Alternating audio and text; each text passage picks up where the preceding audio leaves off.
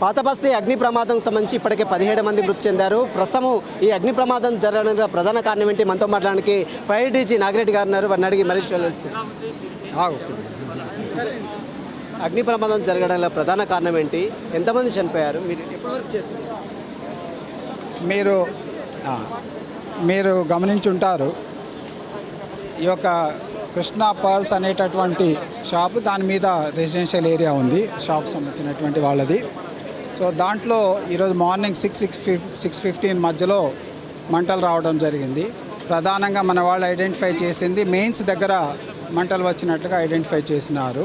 So mains వచ్చి తర్వాత అక్కడ ఉన్నటువంటి షాప్స్, మిగతా ఏరియా కూడా వరకు అగ్ని ప్రమాదం అసలు ఎలా జరిగింది? మీకు ఏమైనా ప్రాథమికంగా నిర్ధారణకు వచ్చారా? ప్రాథమిక అంచనా ప్రకారము అగ్ని ప్రమాదం షార్ట్ సర్క్యూట్ ద్వారా, మెయిన్స్లో జరిగినటువంటి షార్ట్ సర్క్యూట్ ద్వారా జరిగిందని చెప్పేసి అంచనాకు వచ్చారు. సో గ్రౌండ్ ఫ్లోర్లో మంటలు వచ్చినప్పుడు ఫస్ట్ ఫ్లోర్లో ఉన్నటువంటి ఎవరైతే రెసిడెంట్స్ ఉన్నారో వాళ్ళు ఎస్కేప్ కాలేక రూమ్స్లో చేరుకొని దాక్కోవడం జరిగింది. ఫైర్ సిబ్బంది వచ్చి వాళ్ళని బయటికి తీసుకొచ్చేసరికి అందరూ కూడా అన్కాన్షియస్గా అయ్యారు. మొత్తం ఎంతమంది ఉన్నారు సార్? ఈ ప్రమాదం జరిగినప్పుడు లోపల ఎంతమంది ఉన్నారు? రిలేటివ్స్ చెప్పే దాని ప్రకారం టోటల్ 21 మంది మొత్తం బిల్డింగ్లో ఉన్నారని చెప్తున్నారు. G+1 కనబడుతుంది బయట, లోపల G+2 అంటున్నారు. దీన్ని ఎట్లా G+2 ఉంది. సో మీరు చూసేటటువంటి బిల్డింగ్లో G+2 ఉంది లోపల రెసిడెన్షియల్ ఏరియా. సో బయట నుంచి ఎంట్రన్స్ ఒక 2 మీటర్స్ వైడ్ ఉన్నటువంటి ఒక టన్నెల్ లాంటి ఎంట్రన్స్ ఉన్నది. అదేవిధంగా లోపల స్టెయిర్ కేసు కూడా చాలా చిన్న స్టెయిర్ కేసు, అక్కడ నుంచి ఎస్కేప్ కావడం కూడా చాలా డిఫికల్ట్. కమర్షియల్ ఏరియాలో గతంలో మనం అనేక సంఘటనలు చూసాం.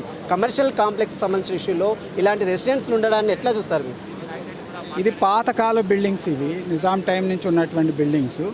ఆ కాలంలో కింద రెసిడెన్షియల్, పైన కింద కమర్షియల్, పైన రెసిడెన్షియల్ పర్మిషన్స్ ఇవ్వడం జరిగింది. ఆ పర్మిషన్స్ కంటిన్యూ అవుతున్నాయి. సార్, కిషన్ రెడ్డి ఒక మాట అన్నాడు, మీరు ఫైర్ సేఫ్టీ వాళ్ళు సకాలంలో చేరలేదు, వారికి సేఫ్టీ ప్రికాషన్స్ లేవు, ఆక్సిజన్ లేవు అని చెప్తున్నారు. దీనికి ఏమంటారు? గౌరవ మంత్రి గారి మీద మాకు చాలా గౌరవం ఉన్నది. దీంట్లో మా క్లారిఫికేషన్ ఏంటంటే 6:16కి ఫైర్ కాల్ వచ్చింది. 6:17కి మనకి మొగల్పూరా నుంచి ఫైర్ ఇంజన్ బయలుదేరింది ఆల్రెడీ. సో దాని తర్వాత కంటిన్యూస్గా ఫైర్ ఇంజన్లు వచ్చి మంటలు ఆపడానికి అందరు ఫైర్ సిబ్బంది కూడా ప్రయత్నం చేసినారు. దాంట్లో ఒక డిఎఫ్ఓ వెంకన్న కూడా ఈ స్మోక్ ఇంజురీ అయింది ఆయనకి. సో ఫైర్ సిబ్బంది వాళ్ళు ప్రయత్న లోపం లేకుండా వాళ్ళ పోరాటం వాళ్ళు చేశారు. ఎన్ని ఫైర్ ఇంజన్లు వచ్చాయి? ఎంతమంది ఇందులో పార్టిసిపేట్ చేశారు సార్ సిబ్బంది? టోటల్ 11 ఫైర్ ఇంజన్స్ వచ్చినాయి. మోర్ దాన్ 70 సిబ్బంది ఇక్కడ పార్టిసిపేట్ చేశారు. కంట్రోల్కి వచ్చినట్టేనా? ఇంకేమన్నా రీజన్స్? కంప్లీట్ కంట్రోల్లో ఉంది. స్పెషల్ డ్రైవ్లు ఏమైనా కండక్ట్ చేస్తారా ఇలాంటి ప్లేసెస్లో? ఈ స్పెషల్ డ్రైవ్స్ అనేది ఇయర్ లాంగ్ మనం కండక్ట్ చేస్తున్నాము.